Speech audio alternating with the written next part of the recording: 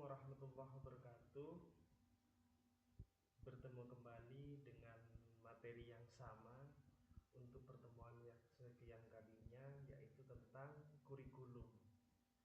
Jadi kalau berbicara kurikulum, minggu-minggu sebelumnya sudah disampaikan bahwa ada beberapa hal yang harus kita pahami tentang kurikulum, baik itu pengertian dari kurikulum ataupun jenis-jenis kurikulum yang sudah digunakan di negara kita dari kurun waktu yang sudah terjadi. Jadi untuk kali ini akan membahas tentang fungsi pengembangan kurikulum bagi masyarakat atau pemakai lulusan. Menurut Alexander Inglis dalam bukunya Principle of Secondary Education pada tahun 1918, bahwa fungsi pengembangan kurikulum memiliki hal-hal yang harus diperhatikan. Yang pertama, fungsi penyesuaian. Fungsi penyesuaian ini, anak didik hidup dalam suatu lingkungan, dia harus mampu menyesuaikan diri dengan lingkungan tersebut. Jadi fungsi dari kurikulum untuk memberikan pemahaman kepada peserta didik di mana dia akan melakukan proses akulturasi di setiap wilayah, sehingga ada beberapa hal yang harus disesuaikan dalam proses pembelajaran, yaitu tentang kejadian-kejadian yang harus terjadi di lingkungan itu sendiri. Karena apabila tidak sesuai dengan lingkungan yang ada, maka nanti akan merasa kesulitan sebagai siswa untuk melangsungkan hidupnya. Misalkan ketika kita hidup di perkotaan, pedesaan, baik itu di lingkungan yang sangat berbeda, maka saya rasa tidak mungkin dan sangat tidak memungkinkan ketika seseorang itu hidup di sebuah pedesaan lalu diberikan sebuah pemahaman atau sebuah problem solving yang berkaitan tentang perkotaan. Jadi ada hal-hal tertentu yang harus disesuaikan dengan lingkungan. Sehingga fungsi dari kurikulum yang pertama tentang kehidupan di masyarakat adalah penyesuaian diri. Selanjutnya fungsi pengintegrasian.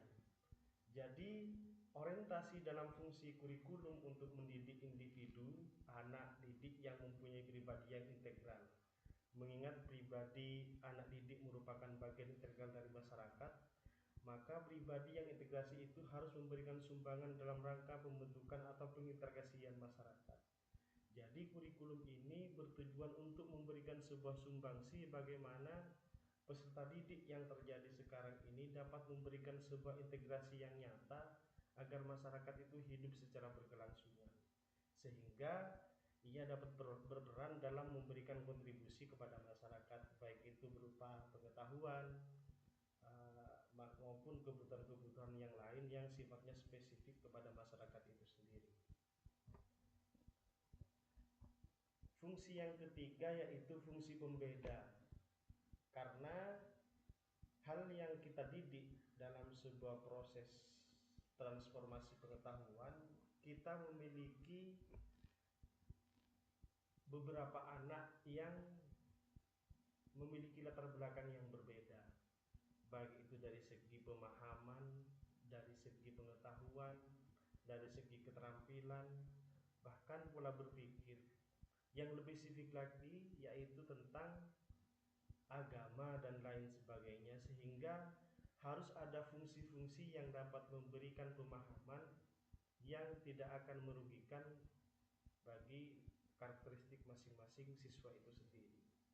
Pada prinsipnya, potensi yang dimiliki anak didik itu memang berbeda-beda, dan peran pendidikanlah untuk mengembangkan potensi-potensi yang ada itu secara wajar. Kalau misalkan yang paham tentang karakteristik ekonomi, maka nanti harus dikembangkan di bidang ekonomi.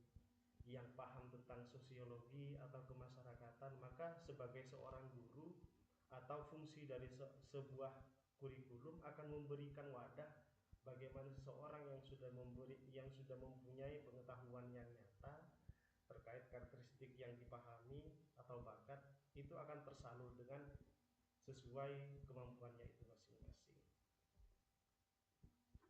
Selanjutnya fungsi persiapan. Jadi kurikulum berfungsi mempersiapkan anak didik agar mampu melanjutkan studi lebih lanjut untuk suatu jangkauan yang lebih jauh.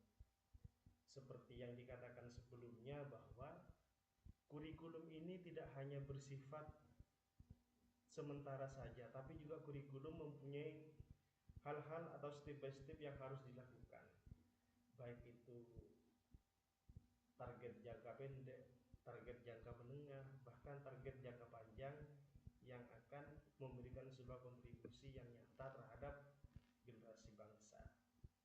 Persiapan ini dilakukan agar regenerasi bangsa itu memiliki kecerdasan yang sangat luar biasa, sehingga kurikulum memang dipersiapkan sangat begitu matang. Apabila kurikulum itu sudah dipersiapkan begitu matang, maka juga penyelenggara atau penyampai kurikulum seperti guru, lembaga pendidikan formal harus melakukan sinkronisasi agar pemahaman yang terjadi tidak bertolak belakang dari yang diharapkan pada kurikulum yang ada. Selanjutnya, fungsi pemilihan. Pada penjelasan sebelumnya telah dijelaskan fungsi kurikulum itu diantaranya diferensiasi, di mana antara diferensiasi itu dengan pemilihan atau seleksi merupakan dua hal yang sangat erat hubungannya. Jadi ada beberapa hal yang harus dilakukan dalam proses penyetaraan fungsi dari kurikulum, sehingga ada hal-hal yang harus disesuaikan. Misalnya ketika kita hidup di Jawa, maka pemilihan materi secara spesifik terkait pendidikan bahasa daerah justru akan memilih berdasarkan daerahnya itu sendiri. Misalkan kalau mayoritasnya orang Jawa, maka untuk pemilihan bahasa daerahnya itu menggunakan bahasa Jawa.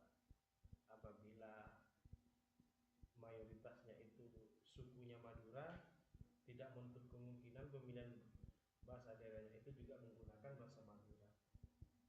Begitupun juga yang lain, karena dalam proses pemilihan ini harus disesuaikan dengan kebutuhan yang ada sesuai dengan karakteristik wilayahnya itu sendiri.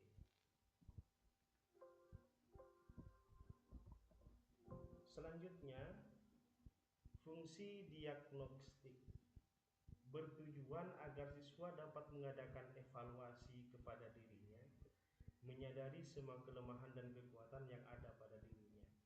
Jadi kurikulum ini tidak hanya memberikan sebuah pemahaman bagaimana seseorang yang berproses dalam lembaga pendidikan formal atau non formal itu selalu diberikan sebuah pemahaman atau transformasi pengetahuan, tetapi kurikulum ini juga memiliki fungsi agar siswa ini memberikan dan tumbuh dengan sendirinya hal-hal yang menjadi kekuatan dan kelemahan yang ada pada dirinya. Misalkan kalau ada salah satu siswa yang memiliki kemampuan di bidang keterampilannya lebih baik, tapi ketika ingin menyampaikan tentang keterampilan yang sudah dibuat, siswa itu tidak bisa untuk menyampaikan. Maka hal-hal yang memang sudah diketahui seperti itu menjadi sebuah solusi yang nyata ketika untuk memperbaiki apa yang menjadi kelemahan itu sendiri. Sedangkan kekuatan-kekuatan yang memang terjadi pada diri siswa ini dijadikan sebuah senjata bahwa kelebihan ini harus ditumbuhkan lagi agar lebih baik dari sebelumnya. Dengan demikian, kemampuan yang ada yang akhirnya dapat dikembangkan secara maksimal dalam masyarakat. Karena cerdas itu adalah memiliki kemampuan yang berbeda, memiliki sebuah keterampilan yang berbeda, sehingga dapat memberikan sumbangsi kepada masyarakat yang sebelumnya belum diberikan oleh yang lain. Demikian presentasi yang dapat saya sampaikan. Kurang